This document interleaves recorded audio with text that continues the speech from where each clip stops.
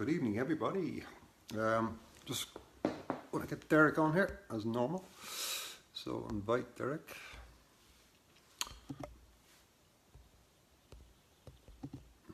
And Curtis.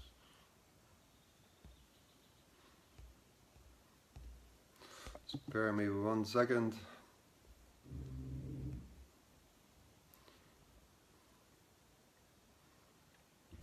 How you doing, Ben? How are you?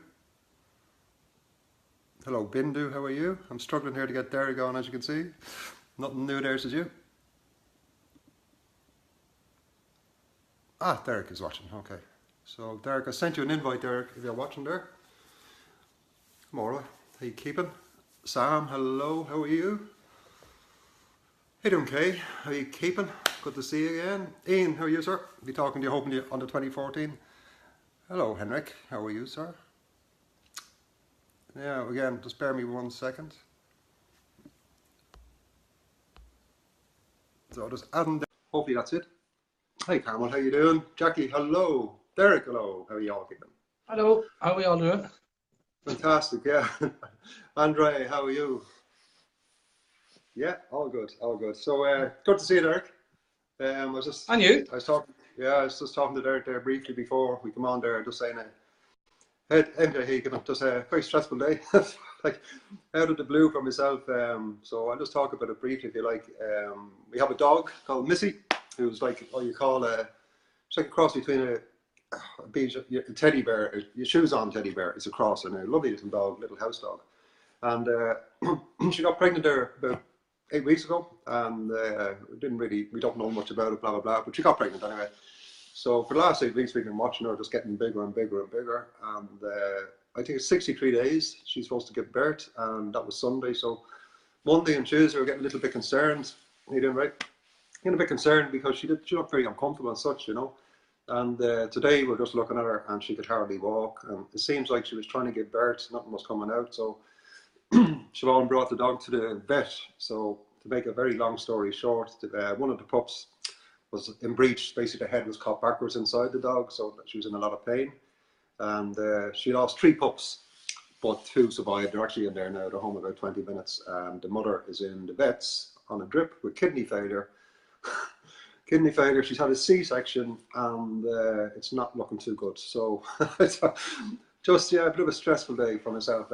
But the thing that came out of it for me was the trigger. You know, Siobhan called me in work. I knew this morning going to work, the dog wasn't too well, but when Siobhan rang me earlier on and said, listen, there's a good chance the dog won't make it, or the pups, you know, it was in that millisecond regressed me back to the loss of my mother last August, you know.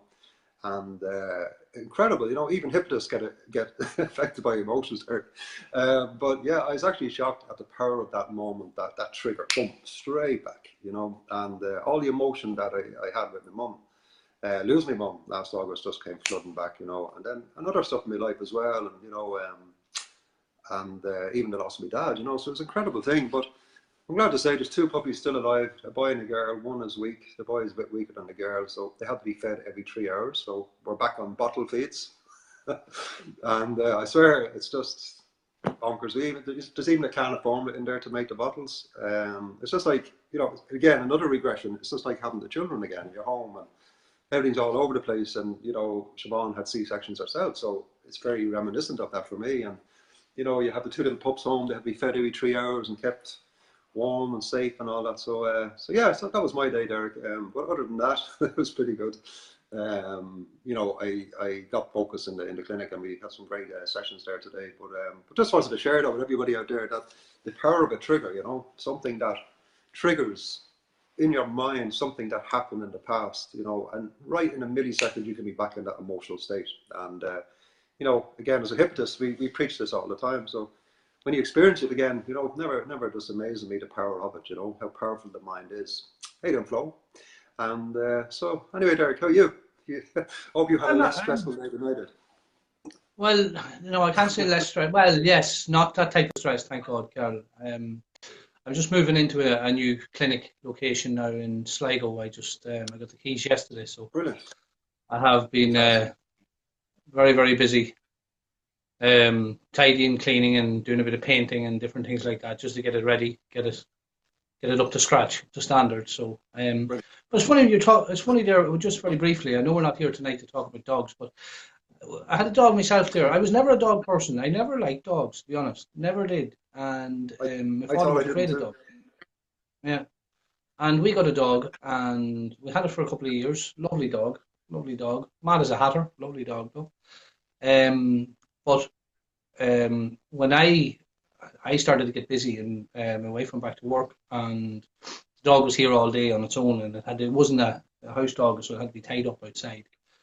And I couldn't do it to the dog. You know, you'd be coming in the driveway in the evenings, and like the dog would nearly be choking on the chain. You know, had a big, massive, Yeah, long chain. But by the time you get home, the chain would be 3 foot long. The dog would be going silly that much in it. Like so, yeah, eventually decided that we were, going to give it away, give the dog away. And I remember when I rang the local, it's not a pound, it's the dog rescue. sanctuary, I suppose you'd call it anyway. Yeah, And of course, I was given the job of bringing the dog back up, like, you know what I mean? And here's a grown man bringing a dog into the dog sanctuary, like, you know what I mean? And I'll never forget, I had all the equipment and everything I had, for the dog was with me as well. Like, your man was delighted to see me coming with all this stuff. And the tears started yeah. tripping out of him.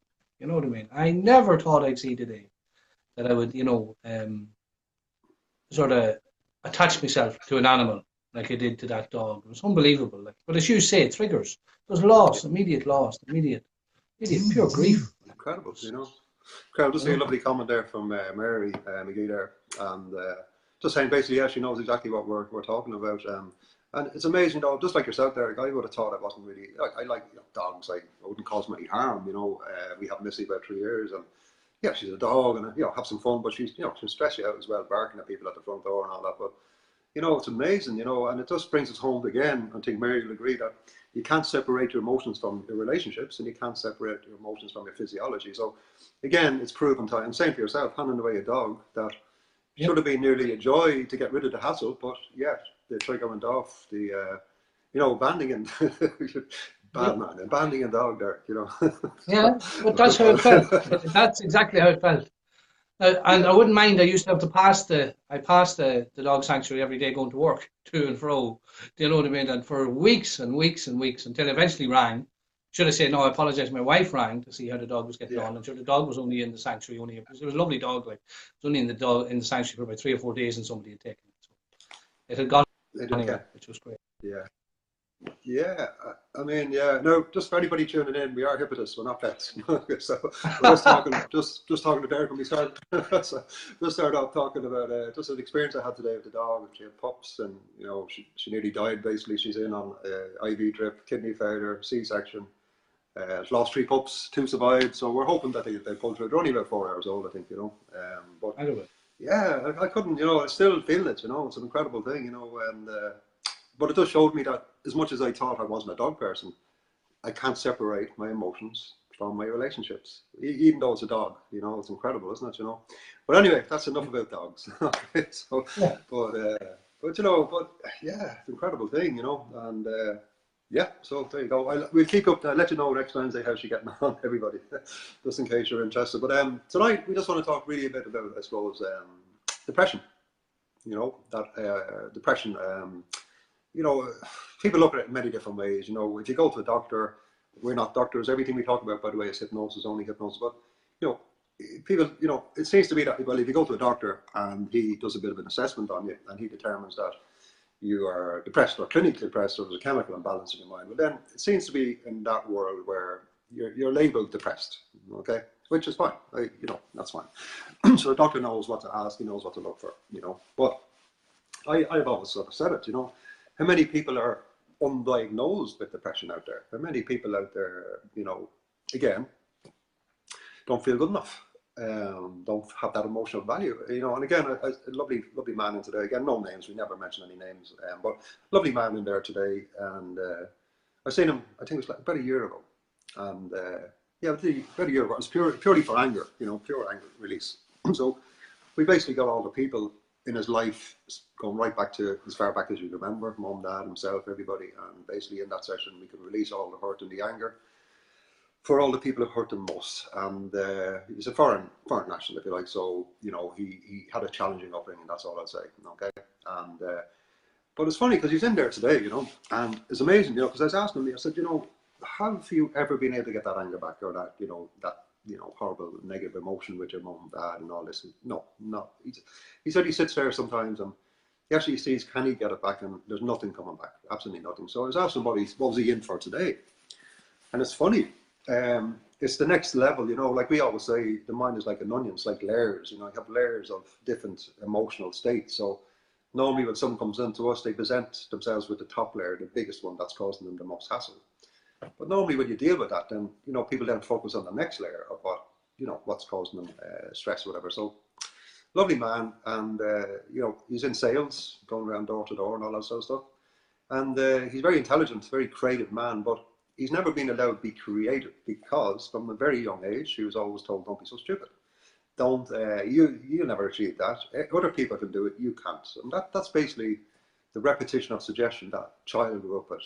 At the time, he believed in Santa Claus. You know, that first 6-7 years of life that we keep talking about, which is the blueprint stage. So in his blueprint, to this day, the man is like 39, I think.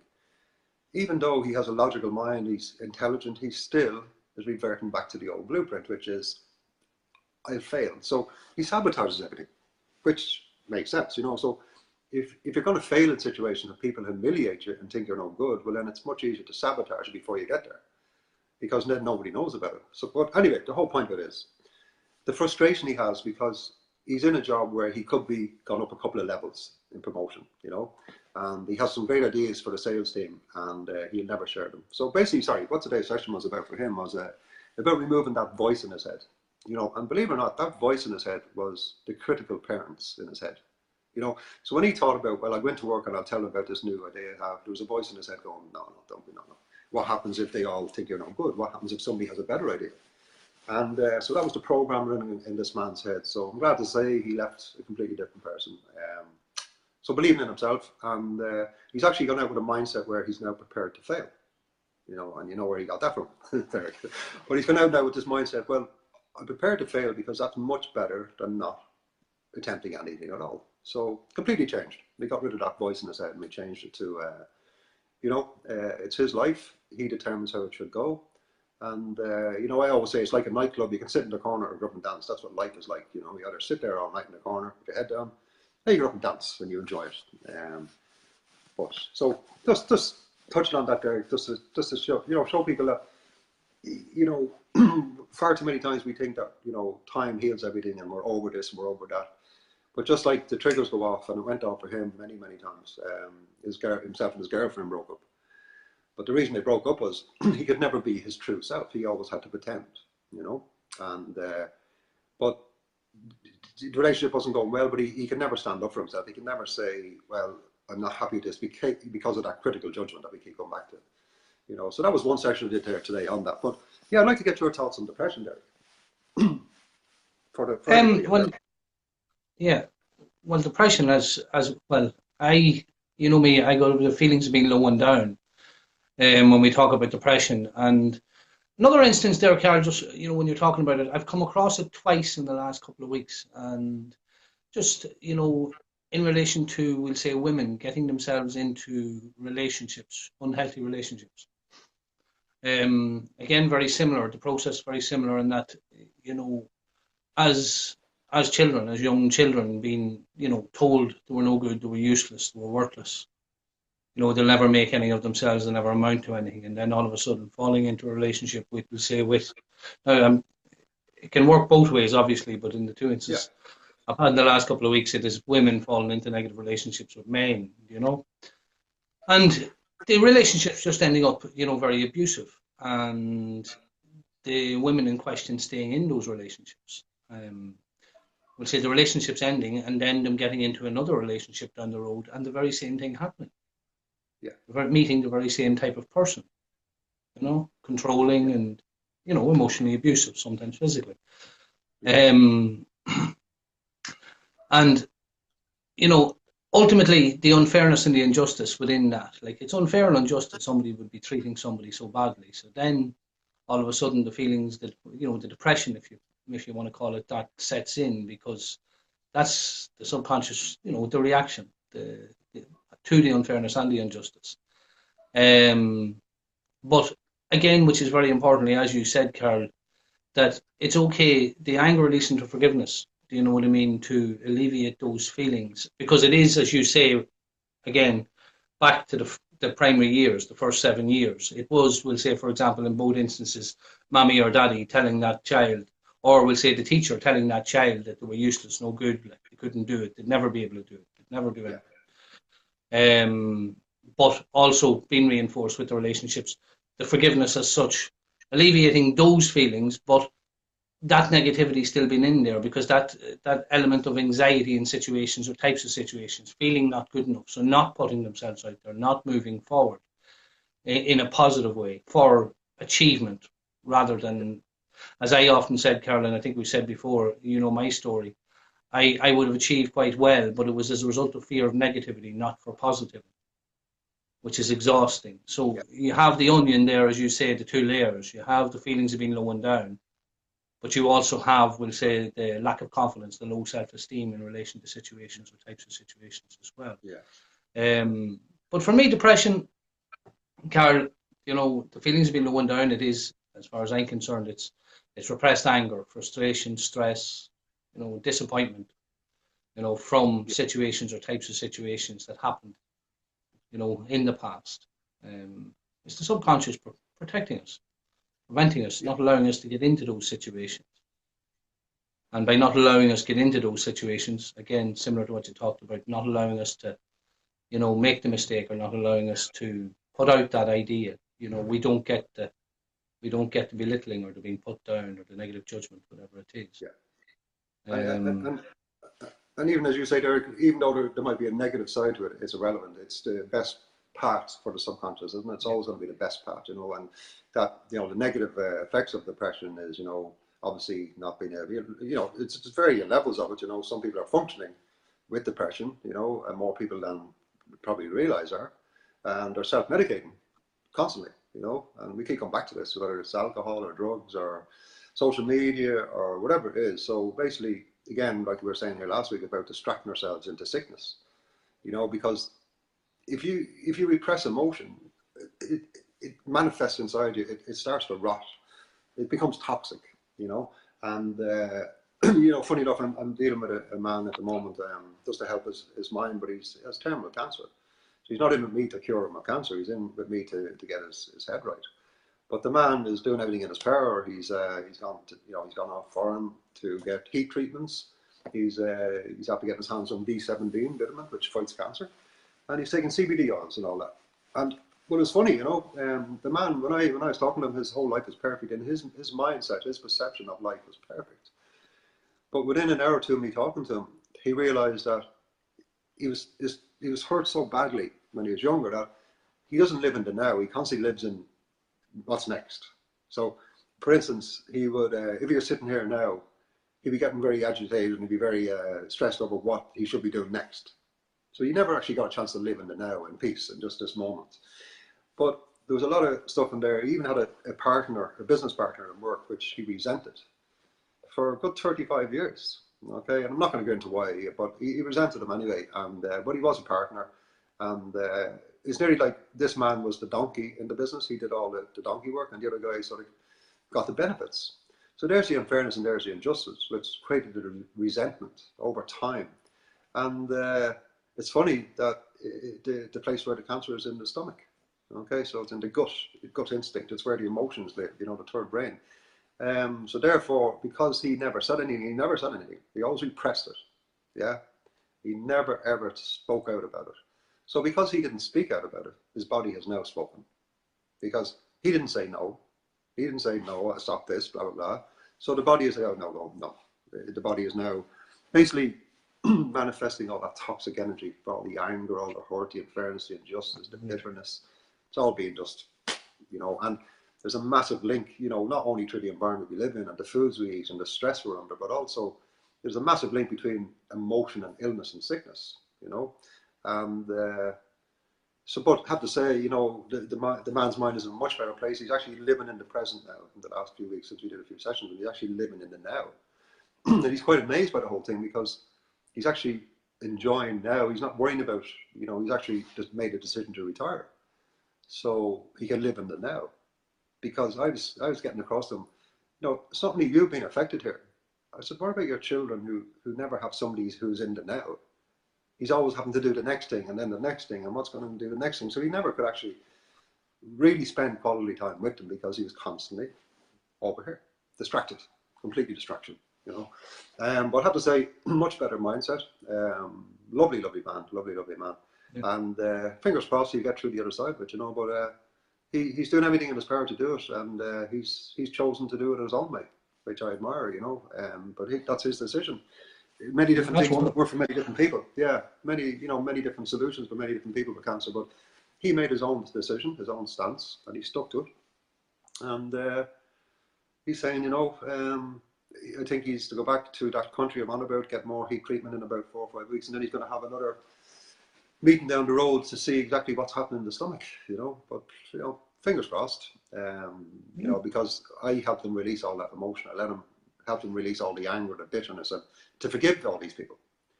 And it's really important to understand that, perception is everything. How we perceive in the moment determines the emotional impact, good or bad or indifferent, how we perceive an event, so now he perceives things completely differently. Whereas the person he had the bitterness with now, he now understands that wasn't personal. Because that person would be the type of person in any business that wouldn't do the donkey work and let someone else do it. He's always been like that. And when you ask somebody, hey, was he like that before you went to the business? You went, well, yeah. So he'd always look after number one. Yeah. And I go, well, why get upset about it then? If you understand that's, the only way he knows to be is that way. But, and you can know that logically and rationally, but you need a hypnotist to get into your subconscious mind to make your subconscious mind accept it and understand it. And once you do that, it's finished. It's over. So yeah, I'm really excited for that man. And please God, he get through the other side. I told him once he does get through the other side, that I want to be invited to his 94th birthday, which is about 20 years away. So that's brilliant. And he just given him a yeah. Oh yeah, yeah. That's brilliant. Yeah, but he always said to his wife, I'm going to live till I'm 94. So I picked up on that and I said, well, tell you what, you should start doing that. You should organising that party. And you know why I'm saying that, Derek. You should think about who you are going to ask for that party, where it's going to be, And there is a lot of documentary evidence out there. I remember watching a program years ago, quite amazing actually. I can't remember the name of it, but what they did was they got a load of older people in their 70s and 60s, late 60s, 70s, 80s even. And they're suffering with a range of different issues, hearing, Alzheimer's, illness, sickness, all different range of different sort of things. And it was an amazing test, because what they did was they built an environment which belonged to the 50s and 60s. So the radio that was in the house where they were staying was from the 50s and 60s. It was playing the same shows that were on, 60 years ago. The TV had 3 channels, whatever, 1 channel, whatever it was. The iron, everything, telephone, it's like going back in time. But within 10 days, hearing started to increase in those people with the hearing loss. Their hearing started to increase, get better. Eyesight was getting better. Their memory is starting to function better. And the reason was simple. We know the subconscious mind can't determine what's real and what's imagined. So basically what happened was the subconscious mind was convinced it was younger. So it basically started repairing the body, which is incredible. So that's why I said to that man, I want to go to your 94th birthday. And I do. Yeah. No, but I'm sure you will. But even if you don't, you know what I mean? You have given the man a life, because as you say, he's now living in the now rather than being driven by the past. His reactions are different. He sees things differently. So he can live. He can live at peace within himself, because nobody has to tell me about anger and resentment, and how it'll eat you from the inside out. And that's literally what it does. You mentioned it, Karl. You know what I mean? It will eat you from the inside out. Yeah. Resentment totally takes over your mind. It's replay, Latin for replay, resentment, over and over and over again. And as I do say, generally speaking, it gets worse and worse and worse the more you replay it. The situation. It's not real, it's perceived. Yeah. So it's subconscious. It's feeling emotion, how you feel about a situation. But to release that inner anger, that resentment, because as I think I've said on the show here, Karl, in the past, I have done it myself for, you know what I mean, various people in my own life. And, you know, I always do like to include one thing in it, though, is that, you know, when we talk about anger, repressed anger, it's not necessarily rage that you want to, it may be, but it's not necessarily just rage that you want to hang somebody, you know. I know myself, there was a couple of people in there, like, it was disappointment. It was not for things that were done, it was for things that weren't done, you know. So there was disappointment in there, but it was reacting within me in the same way. Yeah. So it was. But by giving the subconscious, you know what I mean, the younger me, the understanding that an adult has, you know what I mean, it was programmed differently, and as such, my reaction today in situations is different. I don't react in the same way. It's not personal. Sorry, I just seen a couple of brilliant comments there. I missed the first one there, Rosemary, unfortunately. Ian is saying there, yeah, the Dutch have a village for dementia, styled in the 40s and 50s. Calms the patients. You know, and then Michelle is saying there, dogs live in the now. Yeah, brilliant. And they do.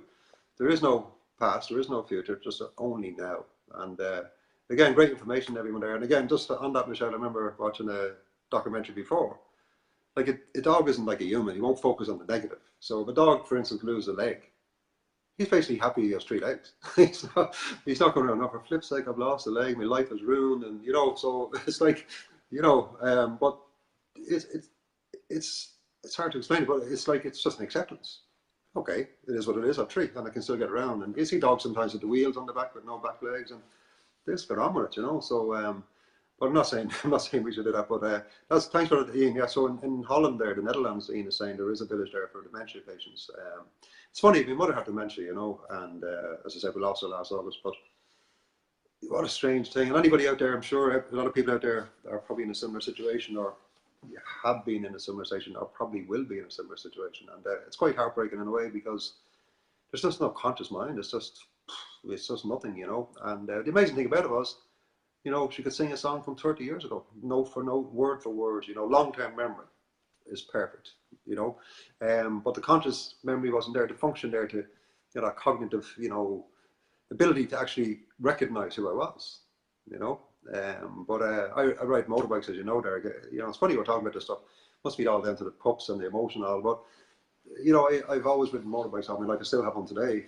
I used to race bikes, blah blah blah. But I have an all-one out there in the garage, a big bike. And I remember going up to see my mother about 2 years ago, I'd say. And it was the first time I went up to see her on the bike. She'd been in the home probably about 5 years at that stage. And my mother, you know, I was the youngest, I was her pet. But the 2 brothers had bikes. You know, my sister's husband had bikes. The whole family had bikes. We still have today. You know, I went racing with my brother and my nephew. You know, so it was like a family thing. Motorbikes are just a big thing in our family. But having said that, my mother, whenever I bought a new bike, the first thing she would do was she'd go outside and bless it with holy water. You know, first thing, bless the bike. The second thing she would do, you know, she'd get the helmet and she'd put her hand in and pull out. There's always at the top of the helmet inside. There's like an insert. You pull it out. And she'd always put it a St. Christopher's cross and a piece of straw. Okay, so that was basically her way of keeping me safe on the bike. And it must have worked. I'm still here. Okay, but the amazing thing about it was, and here's the long-term memory kicking in. You know, I remember going up to her and I was in my letters. I had my helmet and sitting in the day room with her, and she kept pointing. I thought she was pointing at the table, you know, and I kept looking at the table and I'd move the table a little bit, and then I'd look back and she'd be there going like this, and I was there going, do you want tea, ma'am? Do you want something? I didn't know what was going on. And next of all, I copped it. And she was there pointing, so I moved the table anyway, and my helmet was on the ground. So I started looking at the helmet. I went down, I picked up the helmet, and I put her, and she sort of pulled it off me. And she put it on her lap and put her hand inside the helmet to see was the metal in there and the straw. Can you believe that? Incredible. Now, she hadn't done that in about, good 20 years, you know, since I was living at home a lot. She would have done it all the time. But it does show that the long-term memory still had that reference, you know. And then she started, you know, she's pointing to my boots. I'd have to put the boots up. She'd feel the boots to see where they, you know, was there armour in them. So the protective mother was still there, even though the conscious mind was gone. No, amazing. You know, the program was still there. But the conscious, you know, the rational and the logic was finished, you know. But, hey there, Stella, how are you? And so it's quite an amazing thing, you know. So, but again, so yeah, this depression, you know, it's always about, for me anyway, and through all my experience of working with people, I know from teaching people, but like with yourself there, again, You know, again, the thing, you know, like we're very, very lucky as hypnotists, myself and Derek, you know, because with Irish Hypnosis Limited, there's the most amazing hypnotists in the country. And I'm not just saying that, I'm not here to sell you anything. I'm here to tell you the truth, like we are every week, and help educate people and make them aware of there is another way to do this out there. There is another way to get help. But like the people in Irish Hypnosis, have to say, some of them around here tonight, I'm not just saying it to make them feel better, but the most beautiful people, and the whole drive behind them all, it's not about making money. It's about setting people free.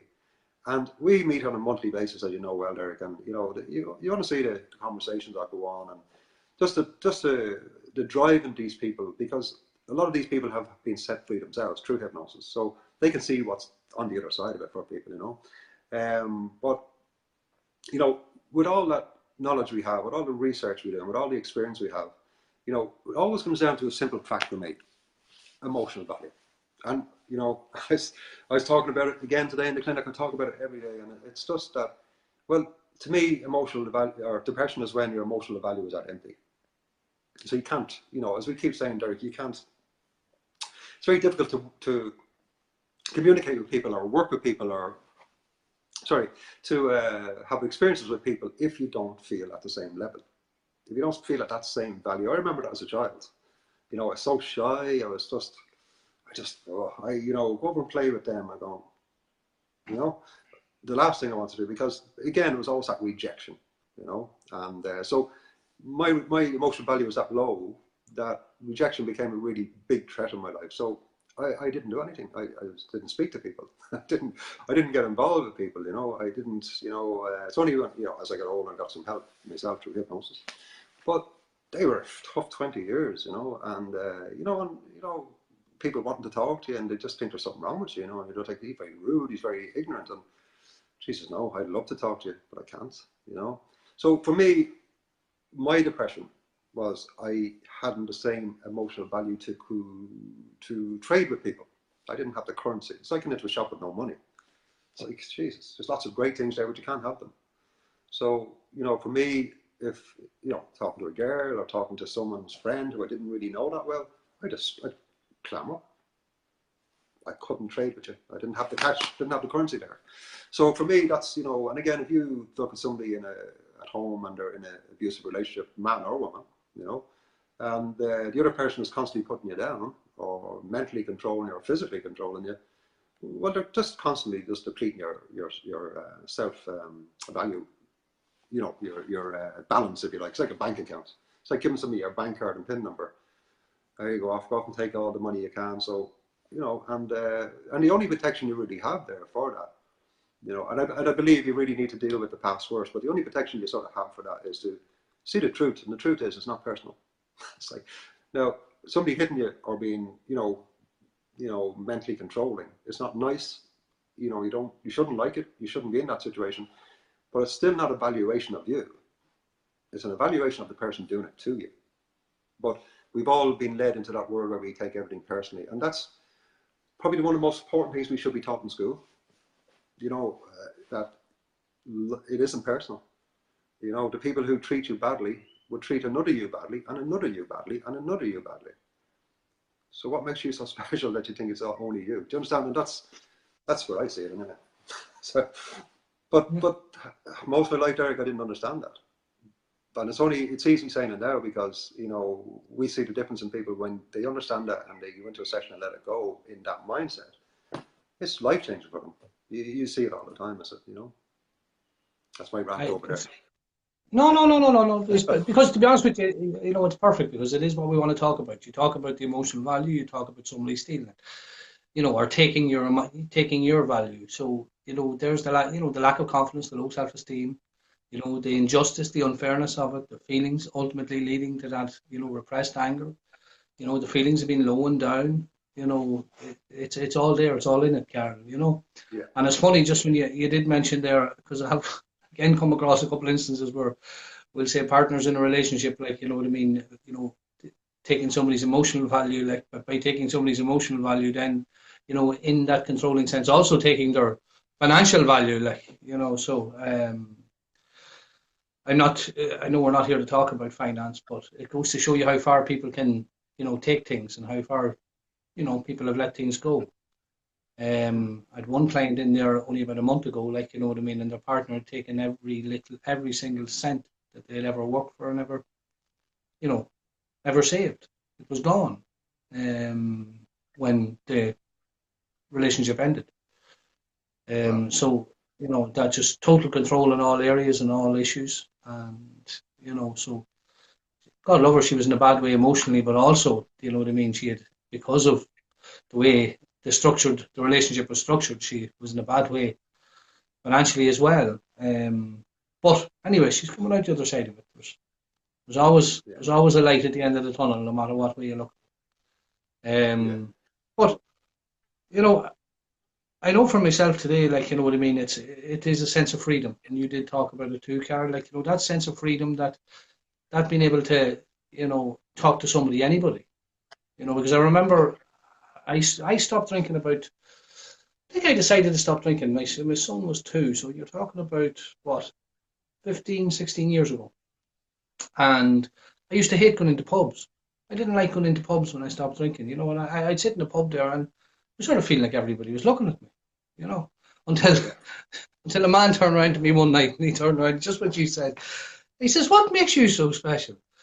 That 40 or 50 people will go out on a Saturday night to sit in the pub and look at you."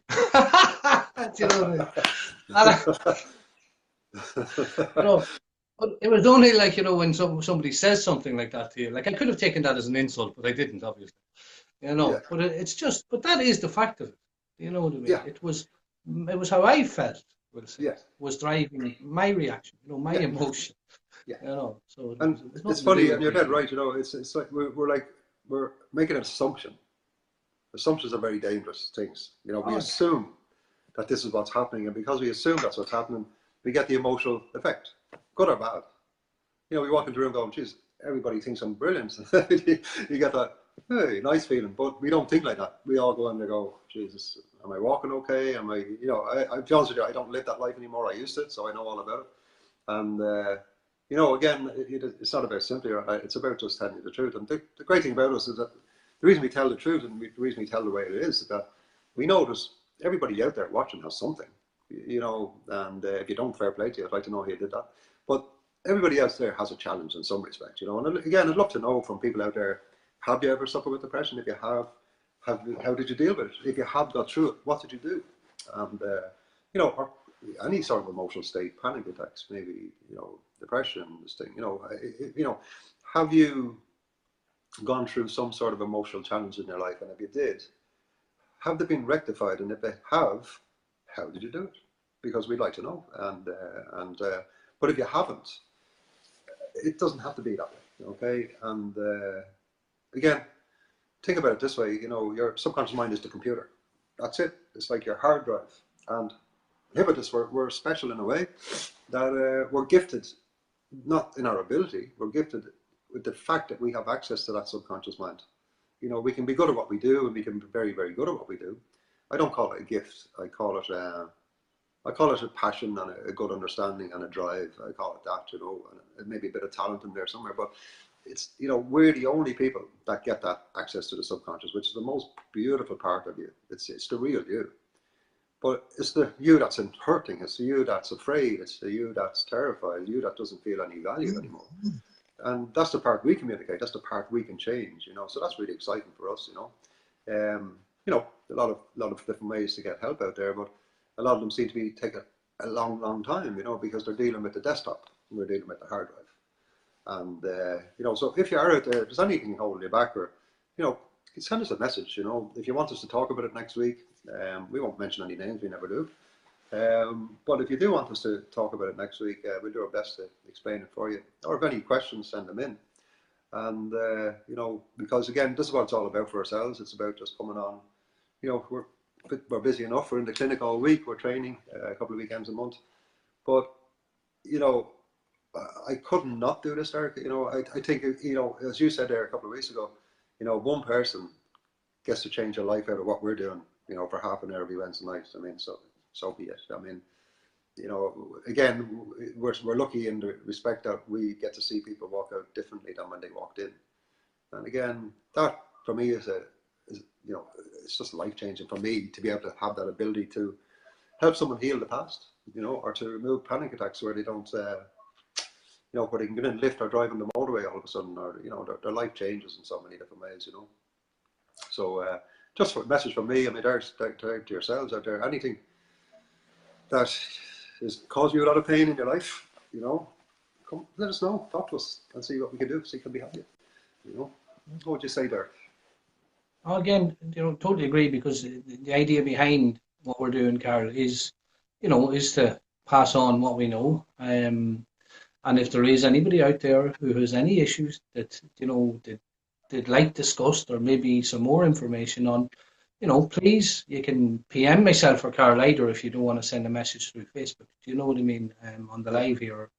We'll be more than happy, you know what I mean, to discuss it, because, you know, we can sit here and, as you know, Karl, me and you could sit down, we could chat about anything for half an hour. You know, we keep it as simple as we possibly can. We explain it as easily as we can. But you know, it's nice to get the feedback from people, Karl. It's nice to know that they, you know, and to discuss something that they want to discuss. Yeah. You know, we're in the training rooms all the time, and we're teaching what we do all the time. You know, so but it's nice to, you know, have something to, you know, to focus on. So please do. Yeah. Some lovely comments. Thanks, Ben, for your lovely comment there. You know, so yeah, so lads, lots of compliments coming in there saying good job and all that. So, but again, you know, for us, it's about seeing can we help you just put those pieces together. That, because trust me, I was a broken man. Derek was a broken man. Everyone we see coming to the clinics, 80% of them are broken people coming in. Many different levels of brokenness, but still. But what we're trying to say is, you know, we all have the most beautiful gift in here called the subconscious mind, and most of us don't get more than 10% out of it. You know, as in how good it could be. You know, how free you could be. How much value you could have. You know, it's very difficult, and you know, the world we live in too doesn't work that well for us. You know, I don't know. I just see this massive separation in the world at the moment of so, you know, the social creatures we are. And again, I know it's a big thing for me. You know, but even looking at that new GDPR coming in, not giving out about it. We're all compliant, but it's an incredible thing now, because yeah, I do understand that it's there to protect people's identity and all that. I do understand that. And I do understand that it's to stop big corporations selling on your data. Well, some of them anyway. But I understand all that. But it's now brought us into another world where we're now separated from the other human being. Even we have to step back a bit further now. You know, like, it's just, you know, we're actually talking to a client about this today. And, you know, basically there's fear in people now of, you know, what can you say? What can't you say? Can I, you know, could I touch somebody in the arm? Can I not touch them in the arm? And that for us is, it goes against the grain for us, because, you know, we're social creatures. I'm a very touchy-feely person. You know, I put my hand on your shoulder and go, how's it going? It's just the way I've always been. Some people aren't like that. But now you have to start thinking twice about all the stuff. So now, through social media, which is a good thing, I know, understand that if it's used properly. So is alcohol, so is whatever, food. But what's happening now is that they're saying that, you know, you can actually now test, you know, through MRI scans, and, you know, emotional states are being hit now by when people put up posts and they get a like, or they don't get a like, you know. And this is something that people are on for hours every day, you know, and they're going through, they're looking at negative stuff before they go to sleep. So you're feeding your mind with negativity when you go to sleep. So when you're asleep and your conscious mind is knocked out, your subconscious mind is processing all this negative energy. You know, and you might wake up in the morning time and feeling a bit fed up and a bit down, and the world's on top of me and all that. The best thing you should be doing is listening to, you know, having positive thoughts, listening to something positive before you go to sleep. You're feeding your brain with information while you sleep, you know. And but for me, society is just it's a scary place, you know. There's people going to jail for putting comments on social media and everything. And look, I'm not saying that's right or wrong. I'm just saying, you know, for me, it's a bit frustrating, because I feel like we're being pulled backwards a little bit. We're not, as a species. I think, you know, we're animals. We live in groups. We're social. We need that connection with other human beings. But I feel we're sort of being pulled back from each other a bit, being separated. And I think that's another massive issue too, where we're now relying on computers, and we're relying on little dings and little likes and thumbs up, and we're relying on that now to get our our emotional state of acceptance and being good enough and all that. Yeah. Well, you know my thoughts on it anyway, Karl, and like, you know, like I just like, I'm not knocking the power of it. I'm not knocking what you can do with it. As you say, you know, but yeah. I just believe that there has to be some sort of a balance drawn. You know, people, and it's only people can draw that balance. I do believe that. You know, I always refer to my daughter. I always refer to my son in this instance. You know, like, do I go on Facebook? Yes, of course I do. Am I on it? You know what I mean? Every spare waking minute? No, I am not. You know, I know some people are. I know some people aren't. But there has to be a balance drawn there. You know what I mean? Yeah. We live in an information world or an information age. Fair enough. That's grand. You know, but like me and you, Karl, what we're doing here tonight. You know, I'm enjoying it because, as I always do, I always enjoy the crack. We always enjoy the crack. But it's still not the same as if I was, you know what I mean, 1 foot away from you. You know. Well, I guarantee you we'd be slagging an awful lot more anyway. I guarantee you that. Yeah. Well, a good example of that, Derek, was 2 weeks ago we went away for 4 days to Leitrim, and you're only an hour up the road from where we were, and we went up to meet you up on the Sunday, yourself in the rain. We had a cup of tea and all that for an hour or so, and that's exactly what we're talking about, because we're both standing outside in the sun and having the same conversation. But yeah, it's incredible, you know. And funny, you just remind me of a story there. Some school in Kerry, I think it was, there a few weeks ago. They had a meeting with the parents, and they basically got agreement from all the parents and the teachers that they were going to take the phones off the children. Full stop. You know, now there was a little bit of hassle over with the kids, but there was people reporting in the first weekend going, oh my God, we had the best weekend ever. The kids were drawing, they were outside playing. You know, we spent quality time together. You know, and here's the thing, you know, and I feel a bit guilty too, because I'll be honest with you, social media for me, it's essential for work. It's essential. I need it. You know, people contact me all the time. It's the way to do it. In fact, people rarely ring you anymore now. It's all text messages. You know, I'm looking for an appointment.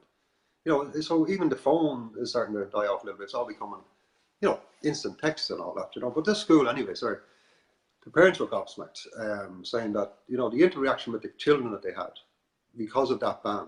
Now, I'm not sure that they put a time limit or not. I don't know, but it was certainly for a month anyway, I think.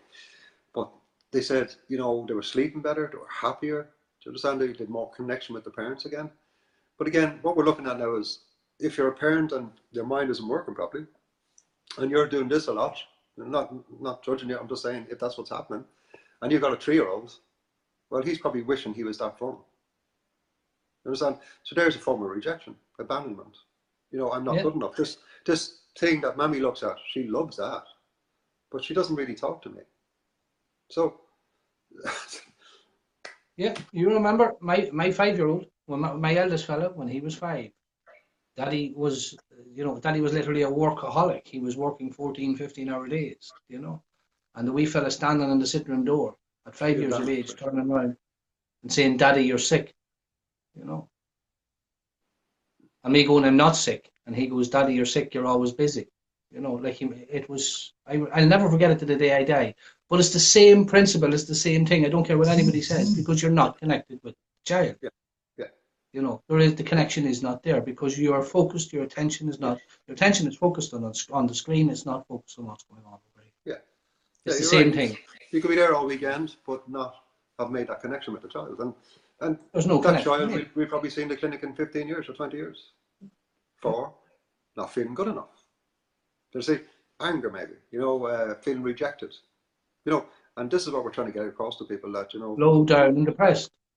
Yeah, because the value is gone. I mean, if Mammy or Daddy is on this thing and they keep going, in a minute, go into your room and play. Go into your room and play. You know, and I'm guilty of it myself. But again, the only reason I have to have it, I get emails. You know, I run Irish Hypnosis, as you know. I run the training, as you know. People text me for appointments every day, as you know. And I'm funny enough, a very little social stuff on it. Maybe myself and yourself and Stephen, maybe. That's really it, you know, and maybe 1 or 2 other clinics. But I don't have 10, 20 people on the list that I text every night. And it's not that social connection for me, it's more business, you know. But again, going back to even ourselves, we went there for 4 days down to Lochgallen and Leitrim, and, you know, and again, for me, I always just throw the phone away, you know. I pick it up in the morning, make sure there's no emergencies in Irish Hypnosis. And I might pick it up, 4 or 5 times during the day, but I always make this effort just to leave it behind me, And the difference, you feel the relief yourself, and you actually go back to yourself, to having fun, just engaging with the kid again, Remember what it was. Yeah. Having fun. Say, remember what it was. You Yeah, can regress to that. We can regress to that too, Karl. Yeah, happy time. Regress to that too. Regress to a happy time, yeah. Very important. What Derek is referring to there is very interesting. Anybody who's ever experienced in hypnosis, that you see, the subconscious mind is a long-term memory. It holds all your life experiences, good, bad, and indifferent. Okay, now it won't hold them all, but it will hold the ones with emotional impact. So, for instance, if you're 6 years of age and somebody walks by you and goes, "You're stupid," you might remember that for a while. But if somebody punches you in the arm and really hard and says it, you probably remember for the rest of your life, because there's emotional impact. There's physical and emotional impact. Okay. And so it's incredible. I've actually lost my train of thought there. I don't know where I was going with that, but anyway, where was I going with that? Long-term memory, regressing to happy time as well. Yeah. So the subconscious mind is basically a vast library. Imagine a massive library with every day there's a book in there for that day of your life. Now some are really, not boring books, and then some are really, emotional. Some are happy. A lot of sad ones, a lot of, negative books if you want. I'm not talking about everybody out there, obviously. I'm talking about the people who have challenges mentally in life. But in hypnosis, it's possible for us to bring you back to a particular moment of your childhood. You can bring you back to your first steps. You can bring it back to, a happy moment, as Derek says. But we don't get the client to remember the happy moment. And this is a beautiful thing about the subconscious mind. We don't get the client to remember a happy time in their life. We get them to feel a happy feeling, okay? And because they feel a happy feeling, we can get the subconscious mind to go back to another time in their life, a random time in their life, before the age of 6 or 7, a happy memory only. It's very important you say that, by the way. But we can get that subconscious mind to drift right back to a very, very happy moment in their life. And it's quite incredible, because I'm always gobsmacked to find out, when you go back, and you say to that client, first impressions, day or night, they go daytime, whatever. Are you inside the house or outside? Are you inside or outside? I'm outside. And what's happening? What age are you? 5 years of age. What's happening? I'm sitting with mum and dad and I'm eating a sandwich. And that's it. Not I'm getting a new bike. Not, I got a new Action Man, or I'm going on holidays next week. No. It's always about the quality time with a parent. It's always summertime, by the way. Oh, do you ever notice that, Derek? What's the weather like? Oh, it's warm. So that shows you we're not good in the winter time in Ireland. So all the happy memories I've ever got back to, it's always been a nice weather so as well. But you remember that moment with your parents, don't you? It's sort of just that feeling of being secure. Everything is okay. Everything is good. Like mum and dad, they're in good form. I'm in good form, and that's what the subconscious mind focuses on when you talk about happiness, not material stuff, not. I got a brand new football kit when I was 9. No. It's about connection. It's always about the connection, And here we are chasing money. What a waste of time, eh? We're all scrambling around trying to get enough money to survive, pay our bills, make sure we stay out of jail, blah, blah, blah. And you know what? We're all chasing the wrong currency. Yeah. There's one we can give them, Karl. There's one we can give them up until next week. We can give them, their Groundhog Day. In other words, anybody that has an interest in doing it, like if you had to live a Groundhog Day over and over and over and over again, what would you do that truly makes you happy? What would you do within that day that truly makes you happy? And it's not allowed cost you 1 cent to do any of it. Great question. Maybe put that out to people there, Derek. Put that question out and see what people come back with. What if you had to live one day over and over and over in your life? There's no material items. No Can't money. Cost you 1 cent. Can't spend a penny. If you had to live one day over and over and over for the rest of your life, what day would that be for you? A great question, Derek. Yeah. Because you have me thinking now. I'll have an answer for that next week. Yeah, next week. But, no, it takes a week. It takes a week to truly do it and do it right. Yeah, I'll be honest with you. Yeah, it's like my mind. It's like I know, but I don't. Sort of way. I will. I'll have to sit down and find that out myself. But look, I haven't much more to share tonight, Derek, than about yourself. I really enjoyed it again. No, that's fine. Put the way into bed. Huh? I say I put the wee one's off tomorrow, so she's up late tonight. I'll put her to bed. I say I'll go. Yeah, yeah, yeah. My fella's off on school tour, and again, as anybody who joined us from the start, we know we have 2 puppies in there. I'll put up a picture of them later on. They're about 6 hours now at this stage, but I'll put them up when we're finished. I mightn't answer too many comments tonight. I might and I might not, because I'm going to be needed in bottle feeds with puppies. Like, I'm regressed back to having the children again. It's incredible, you know, but I might have to do that. But no, again, massive thanks everybody for tuning in. We're always really thankful for you spending the Wednesday night with us here again.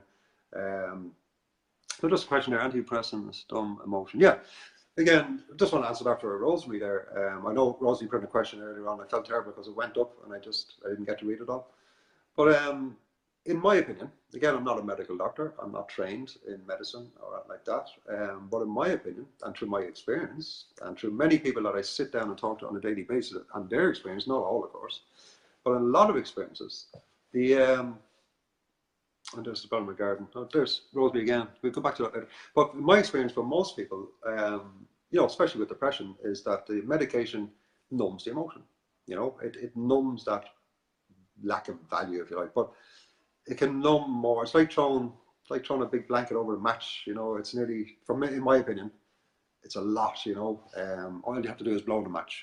Well, but it's like throwing a big blanket over it. It's just, for me, it's like you put the chemicals in, and you know, happy days. If it gets rid of that horrible feeling not being good enough, but it might suppress other ones. It might suppress the happy one as well. It might suppress lots of different emotions.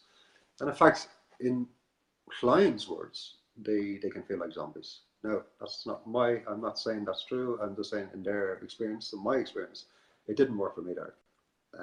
You know, and even a lot of people that suffer with panic and anxiety that do take medication, can, you know, some would be quite numb, but some, even though they're on the medication, still have that panic kicking in. You know, it's a bit less than it was, but it's still there. You know. And I think for the likes of panic and anxiety, it's essential it is still there, because it is a life and death alarm bell in the perception of the mind and all that, you know. But anyway, that's me over now for tonight. You want to finish off there? No problem at all. I myself, Karl, never took medication. Now, I'm not saying people shouldn't take medication. I'm only saying I myself not take medication. There's, as I just say, no more than what you say, Karl. I'm not a doctor. You know what I mean? I'm not telling anybody to do anything or not to do anything. And if somebody prescribes medication to come into my clinic, you know what I mean? I find out they're on medication. I'm not telling them to come off it. You know what I mean? No. You come off your medication in consultation with the person who prescribed it. You know, and that's very important to get that out there too. But other than that, Karl, listen, thanks a million. I enjoyed the night. Just again, please, folks, you know what I mean? If you have anything you want discussed, please send us a wee PM or whatever it is. We'll be more than happy to go through. And thanks everybody for tuning in. I'm going to see, can I find Rosemary's comment there? Something about, yeah, so we're asking Rosemary about if she had to live one day over and over and over, Groundhog Day. She, nothing to do with money or spending money. She couldn't spend a penny. Rosie's saying, the bottom of my garden, Granny's garden, bottom of my Granny's and Grandad's street, eating lunch in the sun. Bless happy days. So there you go. Well, incredible, Rosemary. So there we go. And it's funny, isn't it? When we bring people back, it's just like that. With my grandparents, you know, or my parents, in the sun, always in the sun, or nice weather anyway. And in fact, just to finish off with this, when we bring somebody back to being 4 years of age, to a happy memory, when you ask them, say, for instance, to say, well, you know, you go, where are you, inside or outside? And I go, I'm inside. You go, inside where? And you go, inside my mother's house. You go, what's it look like? You go, well, there's wallpaper.